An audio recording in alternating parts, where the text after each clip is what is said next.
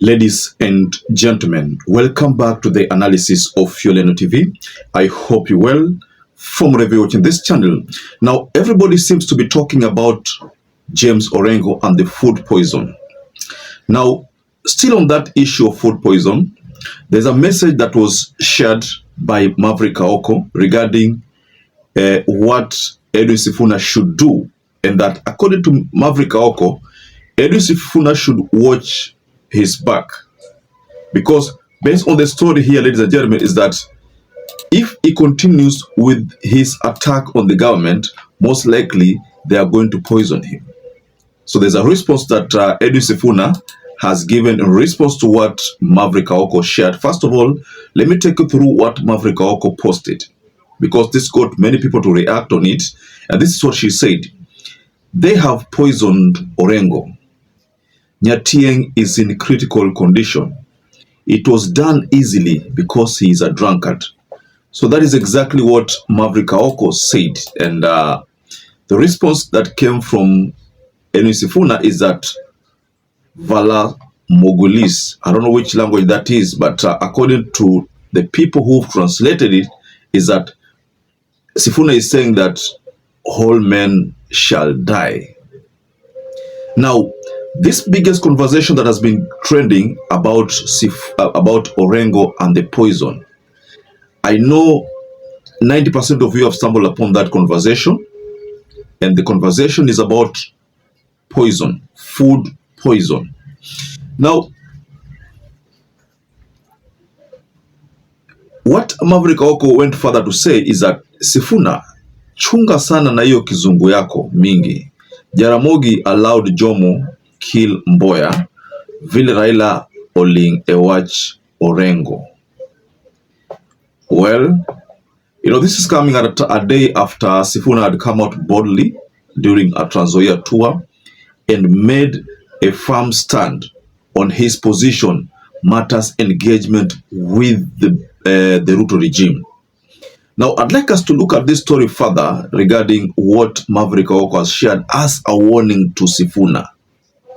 Of course, we have seen previously, many years, if you go by the history, we are told that during Kenyatta's time, during Moi's time, there was a lot of deaths that came as a result of politics, political stands. One that has been talked about by so many people was the issue of Aoko. You all remember the story surrounding the death of Aoko. Now, the warning by MAVERICK Aoko, ladies and gentlemen. So before we explore this story about MAVERICK Aoko's tweet, please take this opportunity to like this video, subscribe to our channel if you had not subscribed before, and to our existing subscribers, thank you so much for your support. So do you think EDWIN Sifuna is under a threat? Now, let's revisit a story by Khalib Saboti Member of Parliament. Now, Khalib said something, and during the meeting that took place in Trans Nzoia County. Now, Khalib said that there are people who have been trailing him using motorbikes. Now, according to Khalib, these people have ill intentions. Now, he didn't really disclose who those people were, but he said that according to his security, there has been several trails of these people who have been trailing him using motorcycles. And according to Khalib again, he believes that the main reason why those people are trailing him is because of his firm stand on ODM, because of his firm stand on the relationship between ODM and UDA.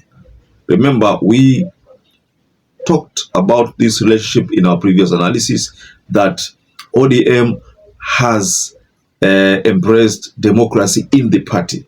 So because that is the case, it means you can share your own views.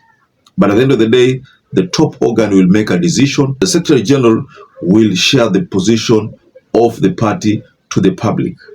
Now, of course, Sifuna made a stand known during the same rally that he can talk about anything which is a resolution passed by the top organ, but he cannot mention the marriage between ODM and UDA in any forum. He will never. In fact, he went further to say that he would rather even lose his position of a Secretary General if that is what is supposed to happen.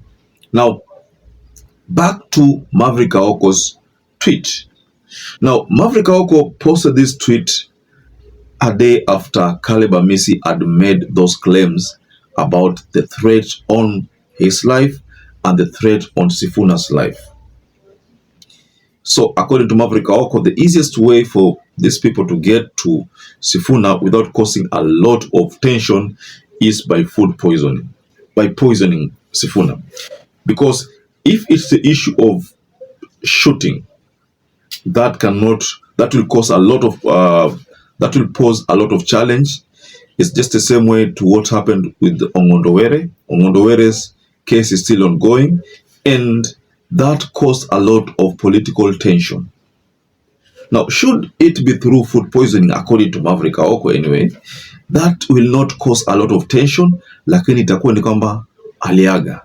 You see, using a bullet directly links that incident to a police, or to some rogue police, or to some rogue forces working behind the scene in the name of working for someone very powerful in government.